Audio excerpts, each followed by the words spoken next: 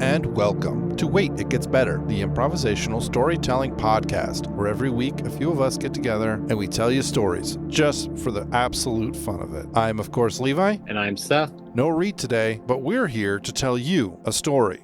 Seth, you want to give us a little recap of the story so far before we talk about our elements and see where it's going to go? All right. I'll try to make sure to remember everything everybody had. So, story started with kind of this fantasy kind of thing, elves, men, dwarves, orcs, goblins, the whole kind of thing. Yeah.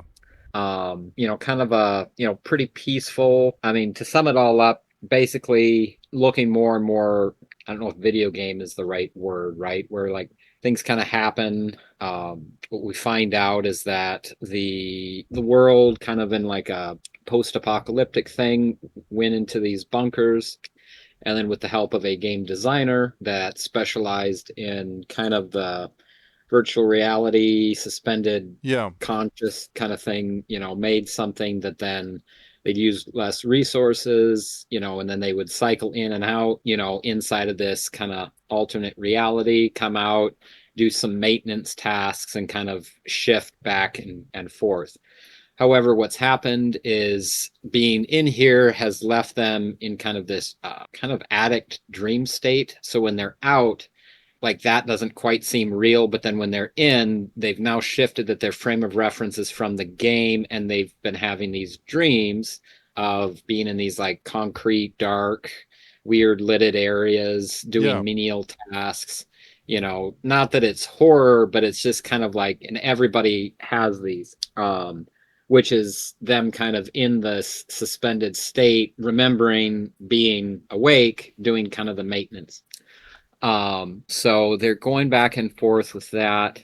I think Reed had something based on a book he's reading. I can't quite remember. Yeah, so it was a Tom Clancy novel, and his thing was like disenfranchised people trying to like blow up the Super Bowl. So his thing was like a group of disenfranchised people who are awake to the reality of the dream and are trying to like cause destruction. Okay. So then inside of this we have different groups of people that are kind of maybe coming around to that. Maybe they haven't woken up to that, I think, but they're kind of coming to the realization that the other thing is the reality and this is the dream. Yeah. And then I think it's inside of that you have your disenfranchised group of people. And I think to get at the first episode here, so then the magic system was like to write out like a name of something like heat or the wind or speed or really the essence of anything, and set it by something to collect that essence, and then you could attach it to a weapon, shoes, for speed, or a stick or light or whatever. And so it would kind of gather the essence of something that then could be reused by kind of calling upon the name that you described it with and pulled the essence. Yeah. That sense. So then you have kind of setting up our first little thing. Second episode, you had unique creature. So the unique creature or creatures would have been the kind of the aging out, like NPCs if you'd have it. Yeah. Right. It would be kind of weird for these people to come into an empty world. Yeah. And so it was kind of populated by different like AI systems that would be, the blacksmith. And then as different people would come in, and then they'd, hand off over to someone else, let's say a real character, after a while, to give the idea of the passing of time, and then integrate, these people into the world as they slowly backed out. And I think, are there some of them still around? Yeah, there's like a dark wizard that's like really far away that's still around, maybe, So there's a few of them around, but most of them have all kind of, timed out or take more of a background role, correct? Yeah, because in there's also the, the AIs that handle things like the weather, and there's AIs that handle all of that kind of stuff, but they don't have like a consciousness really. You don't all right. talk to them necessarily. And then you have Reed had a wise old woman. He normally has a name for these people. Do you remember the I don't name? remember her name. No. Okay, I think the concept of the wise old woman was that I think she's part of like the I think she's an elf. I think she was supposed to be old to begin with. Yeah, so her thing was Something. is she was part of the so there's a couple different groups of people, right? There's like the idealized government, right? Your standard kind of classes of races of different people, and they're all kind of living in the pseudo peace, the pseudo idyllic fantasy world. And then you have a group of people who recognize that it's a dream but don't what's the word, don't know what to make of it and are trying to like figure it out, and like so they separate themselves from humanity and they refuse to acknowledge reality really as they see it, but they aren't mad at anyone because of it. And then you have people who recognize that something is wrong and they are mad. Yeah. They're trying. This is the disenfranchised group that Reed was talking about.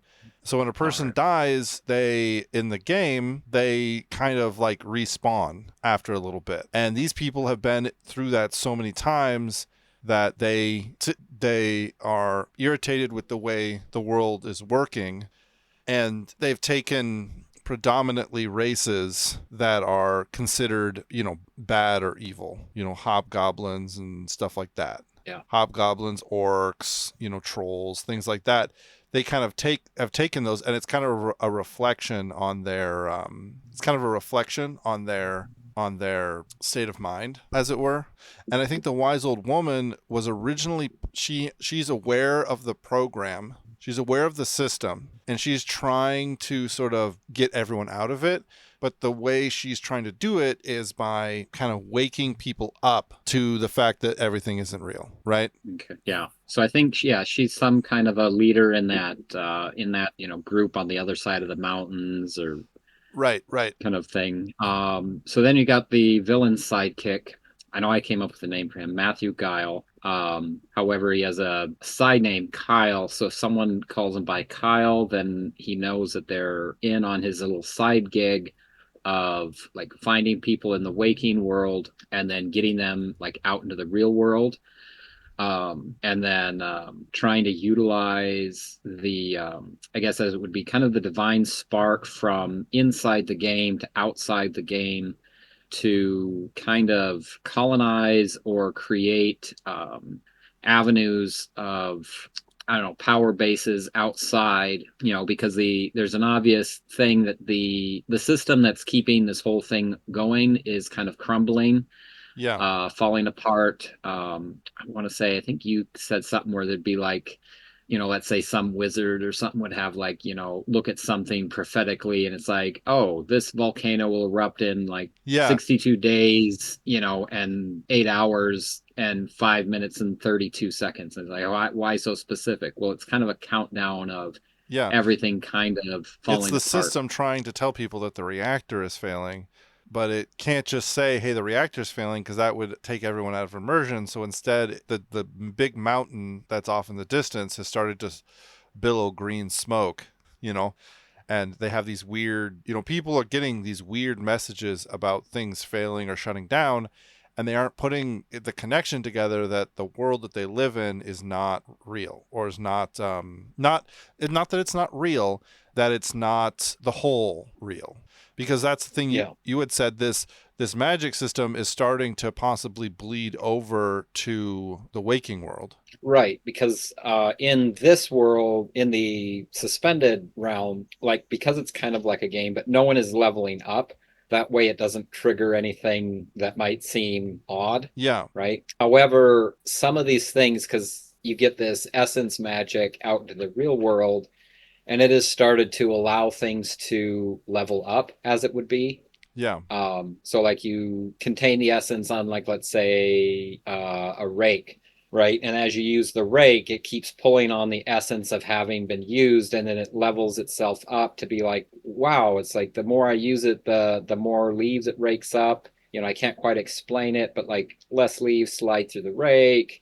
It's easier to use, light causes less blisters, like, and so that's kind of a phenomena with some of these people in the outside world, I guess you could say, that they're realizing this. And I think, they're trying to figure out then if they can get either other objects from the game, or not the game, but the suspended space out, or to get I think you said their character right, out. because if they can find a way to if they can find a way to imbue the essence onto one of their bodies, then their whole body would begin to level up. If they're imbued with with a word of strength onto their body, that means every time they use their strength, it's going to just exponentially increase, Yeah. And that's what I think we said, that the hero, I think we determined that the hero was a person who starts out as a slave in the story anyways of the disenfranchised group, and he just does teleportation, and his whole job is to try and teleport this jewel to a location that he only can see in his dream, right, in his waking world. And so he's constantly trying, that's what they're trying to have him do, because as soon as he can transport items out, then he can, then they can try and use him to transport people out. And if they can transport a person out, a child from birth has, is imbued with essences of vitality, with essences of sight and sound and hearing and learning, and all of these blessings that are given to a child in the game. If one of those avatars is able to break the reality barrier and make it into the world, they could be, not a god, but they could be just incredibly powerful, because they would never stop developing. Right. I think there was one other thing, and then we can get into our elements for today, I think. Okay. I think that was where there was some kid born into this suspended state that, had some brain damage. And so I think like one of your creatures, one of the AIs, the AI systems kind of stepped in and kind of filled in the other part of the function. Yeah. And so for a while now, I don't know if it's at 10, 15 years, there was like this event kind of prophecy thing that went out that this chosen one, or like the savior figure, was born. And so you have all these different groups imagining what they think that's supposed to mean, right, looking for looking for him or her. And I think what we ended with, if you like this, I think what I brought up was that one of the things, they can't really find him, because what it is it's kind of inside the system, kind of fixing a lot of the code. As he's seeing stuff and kind of like, oh, that's kind of off, but then like the code kind of fixes it around him, right, as he's kind of noticing and picking out different things. Right. Actively debugging it's not the system. Yeah. So it's not like extremely obvious to other people that it's him doing it, right? It's not like he just waves his hand and there's no drought. It starts fixing the code to bring, kind of realizing like, oh, there hasn't been any rain here, right? And he'll go about, and then like things will start changing as the weather patterns, and go like, oh, we got to have some rain over here, right? Yeah. Or so it's not like an instant thing, but it starts, it's kind of one of the system's like ways to try to debug and keep the system running. Yeah, I think so. I think that kind of leaves us off to where we're at today. All right, what element did you have? I had happy ending. Oh, thank goodness. No sad endings for us. Oh, bummer. I have goal. Well, it's a happy ending for the villain. Yeah, exactly. I have goal. All right. And I've struggled with this element in the past, because what does it mean? What does the goal mean? Like, how do you determine a goal? And so I've decided that I'm going to basically, since you have happy ending, the goal can kind of be amorphous, but I'm going to kind of lay out a goal of several of the different factions of people. Okay. So, and then those people's goals can kind of be, fleshed out as we get towards the ending. Right. So one of the things I was thinking, just as a world building thing, is that the disenfranchised group has been growing in people and population now. But here's one of the things I was thinking that's that would be kind of hard to have. Like, if you have a bunker of 1,500 people, that's like a smallish village, you know? Yeah. You can't really populate a whole world with that necessarily. So my thought is that basically the group of disenfranchised, their goal is they want to do something to the system that breaks the system and sort of sets them up. Because they're disenfranchised, they want to re-enfranchise themselves, you know? So my thought is that they are gathering an army, and they are using tactics that are sort of far-reaching and considered, you know, like necromancy, to create hundreds of millions or hundreds of thousands, however the size needs to be, of zombies or skeletons, right? So they can actually wage like an actual war, you know, because there's only about 2,500 actual humans in the world at any given time. They've kind of scaled that up. And in response to that, because the system AI that's balancing this was created by a game player and a game developer, he made it so that if the dark side or the opposing side were to ever gain too much, if one side or the other were to ever gain too much power, that it would start supplementing and making more powerful the other side, right? So as on one side of the mountain, their armies begin to mass, people begin to quote unquote begin to arrive in mass to the cities of the humans and dwarves and elves, right? And these are incredibly not blank, but incredibly cookie cutter NPC style. They're not run by an AI.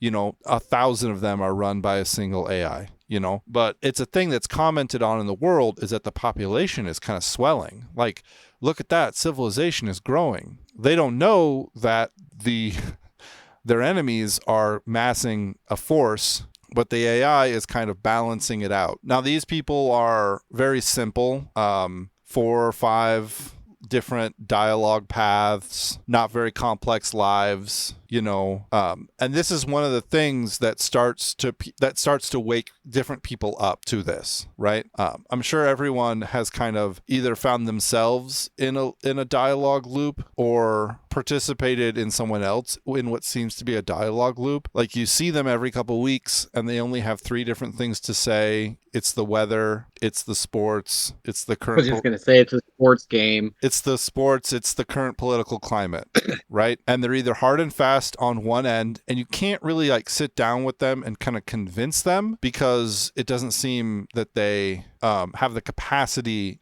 And every human being is a dynamic human being. I don't believe in a simulation. But anyways, this is the result of, this is what's happened in the world. So it's the idyllic fantasy creature's goal to hold on to what they have, right? So they've been learning magic and sword fighting and all the sort of classic tropes of a fantasy world. And as the army begins to pour over the mountains, immediately, wow, would you look at that? All of these farmers were soldiers in another life, and they all kept all their armor. Isn't that insane and awesome? You know? And so, like, at a drop of a hat, 100,000 farmers who were all NPCs, like, just are like, oh yeah, I'm for you. You're the high mage. I'll serve you. There's 50,000 of us. We're ready to fight, you know? And this is a thing that... and the Empire. Yeah, this is a thing that kind of further gives people that kind of sense of something's wrong, right? And these are all, this panicked kind of inflation of NPCs on the one side is due to the system kind of shutting down, like the system is breaking down, right? And the AI is getting less and less resources, power, processing resources, as systems go offline and as batteries and fail safes that failed 10 years after they should have failed are finally failing, things are starting to get weird, right?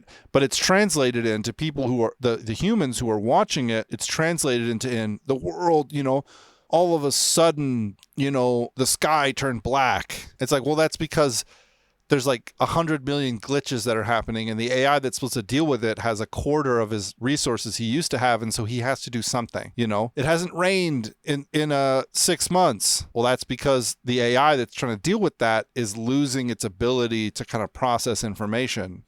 So it seems like an apocalypse. Fire is raining from the sky. It's like, this isn't an apocalypse. This is just the shutdown procedure for a really complex system. So their goal is to kind of hold fast to the world, right? The AI and the way the game was developed to keep people in. Not like trap them in, but to keep them engaged, to help them believe that the world is real. So that's their goal. The goal of the wise old woman, I'm sorry, Reed, I don't remember her name, is to get enough people to wake up to what's going on to actually cause sort of enough people, the AI to recognize that enough people are in on it to allow a sort of system reset and everyone to wake up at the same time and to like figure out what's going on. That's her goal. And so I have this vision that she's kind of like a weird Aes Sedai kind of character. Aes Sedai's from Wheel of Time.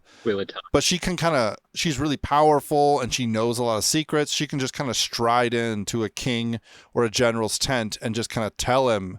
And she like knows things about people that people don't understand how she knows it. It's because she can read the code. It's because she understands what's going on. And so her goal is she doesn't want to just wake up the great general to the fact that everything is fake, which she could do with like a word, but she doesn't, because if he wakes up, then the chances it's not going to cause the whole system to reset.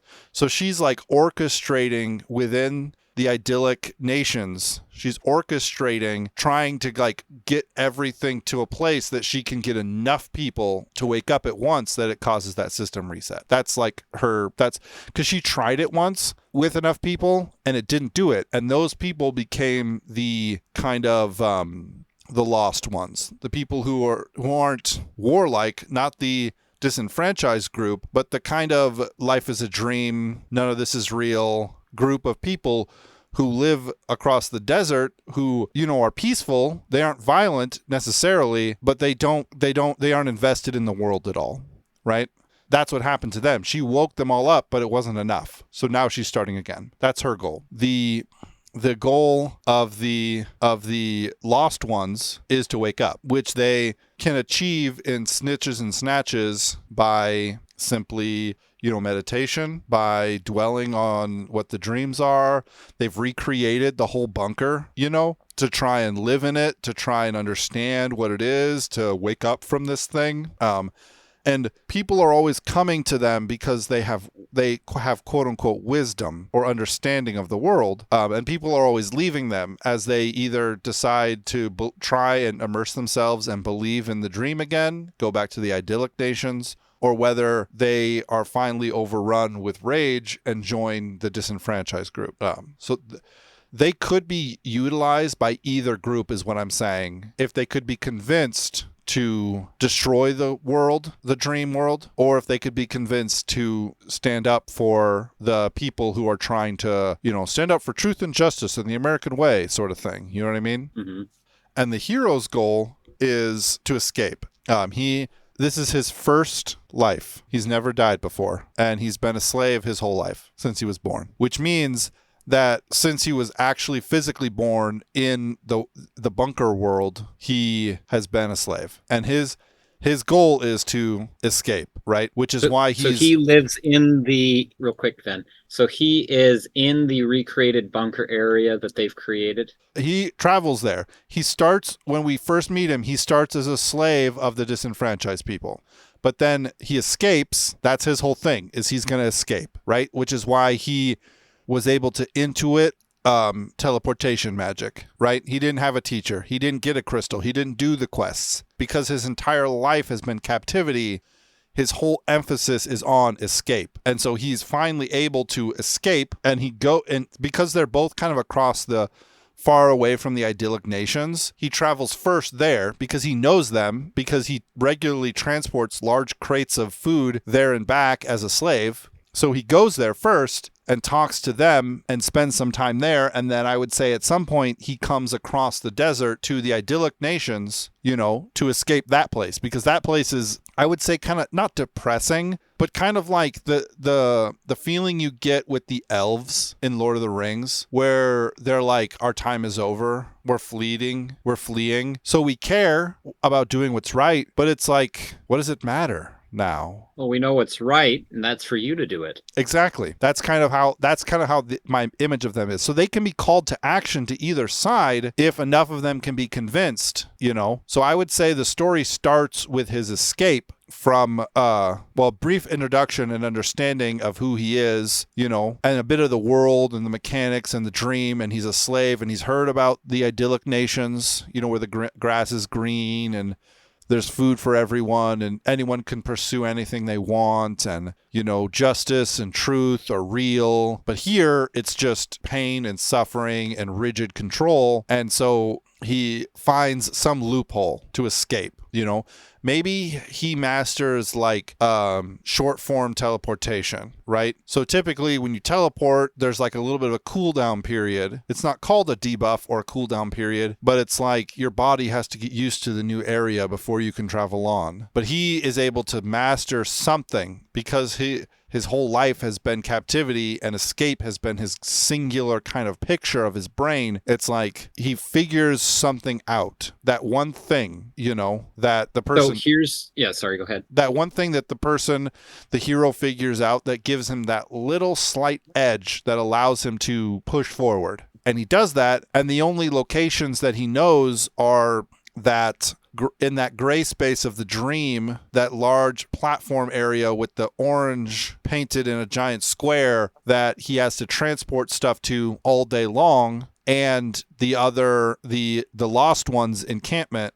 That's the places he knows. So he, maybe the story starts where he's leaving the encampment of the Lost Ones, and he's thinking back to his escape. I don't know where it would start necessarily. So I think however it starts out, at least from his perspective, he meets the savior character, the boy, right? Or the child, right? They start traveling together, right? And then he retells his escape and kind of telling about, who he is, where he came from. Yeah.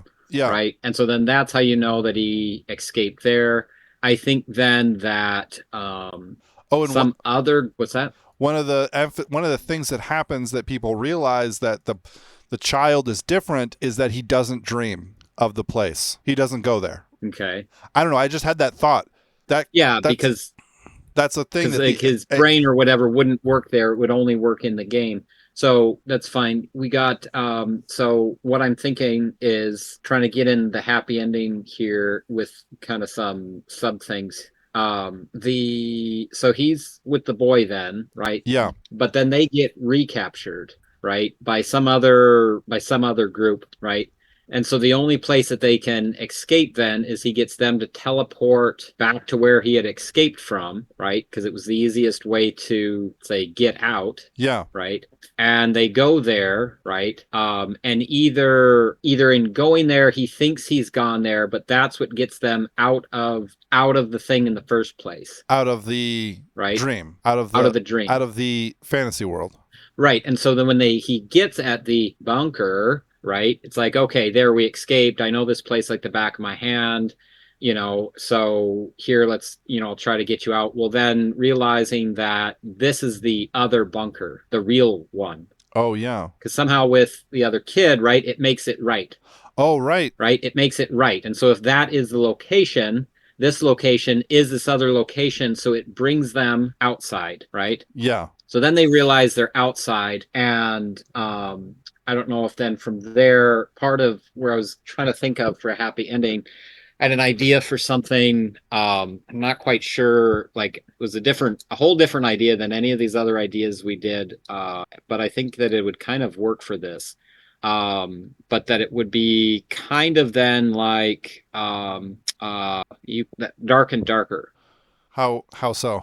So what happens is most of the game does end up shutting down, right? It's iffy, it's chintzy, right? Yeah. However, what ends up happening is the connection between the real bunker and the bunker in game now are basically like the waypoint between like going in and out. So a good amount of people eventually, wake up. I would say most of the people that already realize that this is a dream, Right. right? Perhaps then it kind of falls into a big kind of a battle, right? But then ultimately there's just a bunch of like propped up NPCs on both sides, right? Yeah. So now you have a good amount of people that get out, maybe not all of them, right? People that are still trying to hold on, create a rebellion, and now basically this kind of tweaked out world where now there's all kinds of different creatures, all kinds of things like, you could have your house up on this mountain, wake up the next day and it's,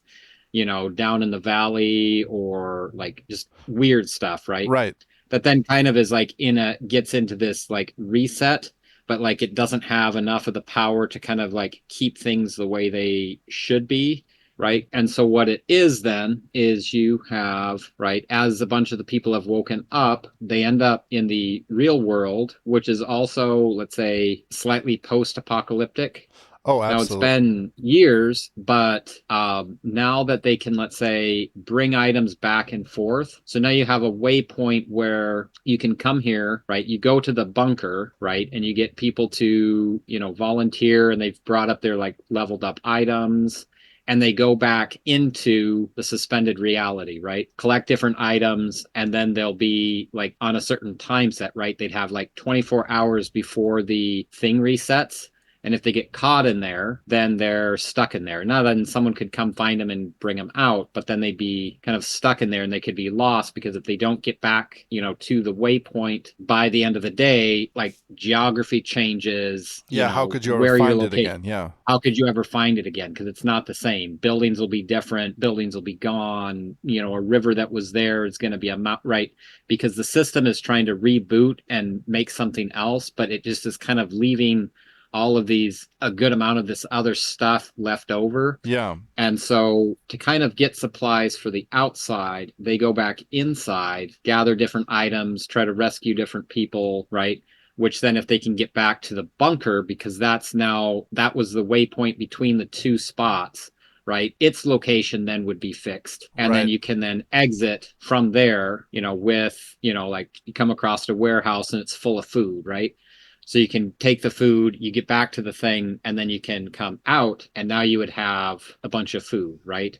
Or Okay. different weapons, different items. And so then I don't know if that's like really a happy ending, but I don't know, it's a way to have it. And so you'd have that world kind of come to an end. Some of the people wake up. That would then be the waypoint back between the two, right? And so now you have the people have come out and have, let's say, started living on the earth again, right? But part of that is supplemented by adventuring back into the game to either rescue other people from there and get them out, because most of the other thing is all shut down. So what all these other people that didn't get out, the only place that they are really is then suspended. Right. I'm thinking about In there. the child. Yeah. And I'm thinking that the child is closer to 18. Okay. And part of what I'm thinking about that is what if in becoming like the bridge for I just gave up my thought process by saying the word I was gonna hold off on. In becoming the bridge between human and AI, right? He Mm-hmm. basically makes a sacrifice to kind of what's the name of the guy who in mythology who holds the world on his shoulders? Is that Atlas? It is. Yeah. So he can go out, but he goes out at some point, but he makes a sacrifice to kind of stabilize it, right? So the reason why it's going through this constant resetting thing is not necessary. It's because something's broken, but the reason why there's an opportunity to go back is because he kind of holds them together, right? Our world and the the world, that the universe, the reality that was kind of birthed through this thing. And so he kind of, like you were saying, it kind of resets. And my brain was thinking about an orbit, that it kind of goes out to where it can't, there's no contact able. And then it comes back at a crucial time and he holds it there. He's the bridge that allows people to travel back across, which is why our hero was able to travel out in the first place, because he was with the child. Yeah. Right. So he was able to travel that way in the beginning because he was with the child, the chosen one. And so now that's kind of like part of the ending, is that he holds the world together enough, you know? And so if there were to be a second book, it could be about the hero going out and trying to, basically, if they can sustain the bridge, if they can find some way to stabilize that world, then there could be some peace. But for now, the whole simulation, it's kind of stopped being a simulation at this point. And oh my goodness, no, he's holding it all. He's holding it all. He is the server. That's what happens, is it breaks down, and he is, because he's a merging of human and AI, he becomes the server to support the world, but he can't do it totally and completely. He can do it enough to hold the people who refuse to leave in suspended animation. He can do it enough to hold the world kind of together, but he can't do it totally and completely. What do you think of that? It would make sense. It's kind of a happy, sad ending. What about the disenfranchised group? Do they accomplish their goals by shutting it down? Is that their kind of the thing that they are? That's the thing that they were trying to do. Is that the thing that they accomplish? I think trying to do, but that's, I mean, kind of what I have going on is like they would then still be trapped in there, right? Right. As much as it's shut down, that's what's, I don't know, being held together, is that, they're in there and lost, not really having accomplished what they wanted, because it didn't completely shut it down. Right. Right. But they're just kind of then continuously caught in the turmoil that is then that other suspended space. Okay. And then what about the lost ones? This kind of like basically sets it up that there could be a second book, and the hero has to like go back and like rediscover this world that's like totally different and messed up. Well, see, I was under the impression that they were the lost ones. No, maybe I misunderstood something. So there's the disenfranchised. These are the ones that are attacking the idyllic nations, right? These are the ones that are angry and mad and want to do something about it, where the lost ones are ones who just want to wake up and could be convinced to support either side, depending on, who can convince them in either direction. Yeah, then if that's the case, then they would have come out within the people that just woke came up. Out. Yeah. Yeah. So they didn't have a purpose really, other than just providing a little bit of storyline to say like everything isn't the way it's supposed to be. If they woke up, right, then they probably maintain the bunker on the real side, right? Okay. And probably go about trying to like find different things that are going to get some of the batteries back up, or some of the infrastructure around it from falling apart. Right. They've, made themselves most familiar, if that's the same people I'm thinking of then. Right. What is, in your opinion, is the where does the book end? Does it end with everyone waking up, or does it end after we've I would say it ends with, kind of a bunch of this is going on. They find the lost ones, right? And maybe a few of their other friends on, the Empire side. The things are starting to fall apart. They get or convince a group of the lost ones and the other people to leave, right? They've got the way to leave. And so like most of the lost ones go with them. Some of their other, let's say, friends they've met along the way, and maybe some, hidden sleeper cells go with them. Because again, those, the one people, they have their people on the outside as well. Right. And so then they leave, right? Which then in their leaving, then, they kind of step out and they're in the bunker, and, they kind of indicate that then the group of them that are most familiar with everything falling apart, what should the boy's name be? The chosen one? The chosen one. sets up that then he's kind of in between both spaces holding the thing together, and then they're going to be about trying to keep the facility from falling down, trying to fix and repair what they can, because there's still, let's say, a good amount of people inside, right, with kind of like a hopeful we'll be back for them, Right. but this is our world now, as they kind of find their way out, which then you'd have like a post epilogue, I would say, that would then end with giving the indication that they've set up base there, they've got a camp outside, like outside the bunker. They're dealing with some run-ins. Of course, no one's got tons of people, so it's just like little skirmishes, little things, different raids. They kind of hold the entrance to the bunker as they're kind of going in and out of that space now to bring supplies, right? They found a few more like survivors, like, giving the indication that, it's become what it is. Like these people's, let's say, consciousness is being held, but the space is, unsettled, right? Ever shifting, it's still there. And then that's where you kind of give the indication that they've got themselves established. They're going back in. That's how that works.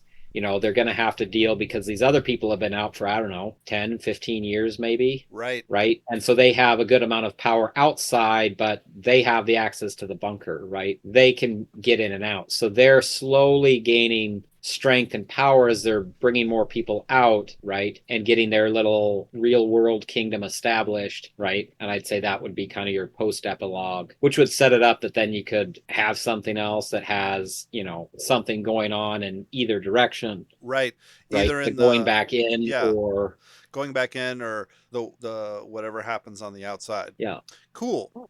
I think it's cool. I think it's kind of in the lit RPG space a little bit, but I like that space, so I'm fine being there. Yeah, that's pretty cool. All right, ladies and gentlemen, thank you so much for joining us for this episode of Wait It Gets Better. If you like this episode, if you like this genre, let us know. We'll do that exclusively from now on. No, that's not true. Let us know what you think about it, liked or didn't liked. Send us an email at waititgetsbettercast@gmail.com, or message us on Twitter at @getsbettercast. We'd love to hear your thoughts. And until next week, where we will talk about this episode, talk about our inspirations, talk about what we liked or didn't like, give it our rating. Tune in that week to figure out what we rated it. I'm going to rate it a really high number, probably. We'll see you guys later. Bye.